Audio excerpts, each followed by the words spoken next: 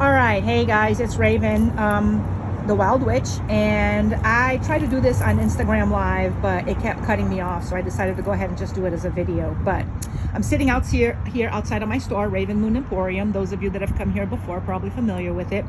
And this tiny little patch of earth right here, a couple of my employees a few years ago had the brilliant idea, and I'm so glad that they did, to plant some different plants here. And so sage is one of the things that they planted. They also planted thyme, and they also planted creeping jenny. But I want to talk to you about the sage today. So this is regular garden sage. Hopefully you can see it there. Normal sage that you would cook with. And there's a big difference, right, between this sage and the sage that you use to smudge your home, right? So that's more part of the sagebrush family. Those grow in small bushes with thick arms, as opposed to these here that are a little bit thinner. And so this is regular sage, and that is sagebrush. And the correspondences for that generally tend to run around the Venus Earth side. So Venus is going to attract all that negativity, and Earth is going to bury it, which is why it's such a great cleansing herb.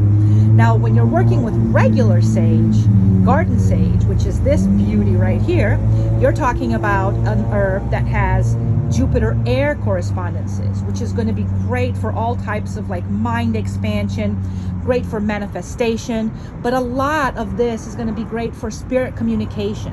So if you are trying to communicate with spirits, communicate with your spirit guides, a very quick incense you can make is something that's going to give you some of this sage, and then you can add some lavender to it, and then add something with an umph behind it. So something like a rosemary or something like that, and voila, you have a great spirit communication incense, just like that.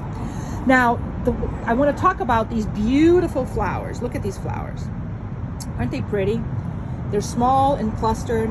And you may think that this is just kind of a side effect of it, but these flowers actually have an amazing property, which they are great if you're working with them. Now, they have to be fresh. I've tried working with them when I buy them and dry them, and it doesn't work. So this is something that you would have to have fresh flowers like this, and you would obviously ask permission from your sage.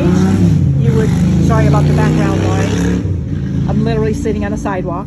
You would ask for permission from your sage, and then you would go ahead and take the flowers and you would grind them up into a little paste or a powder. And this is something that you can use in a ceremony for people who deal with a lot of anger issues, right? To have them to calm down, to not be so angry. And if you are that person that deals with anger issues, you can have that little paste or that little powder. And then when you start feeling that coming up, just sit down, take a little bit of it, put it on your wrists, and just sit with it for a while and see if you can feel it helping you to calm down. So the flower itself is a beautiful, beautiful connection with the, with the air correspondence of the entire plant, but also it's going to have a little bit of that Venus, because all flowers have some connection with the Venus planet. So beautiful, beautiful herb. This is so easy to grow in your backyard. As you can see, it's growing right here in this tiny little patch of earth that is surrounded by concrete. There it is. I do not take credit for planting it. I didn't, but I am so very glad that it's here. So right now is the perfect season. Plant some sage in your garden.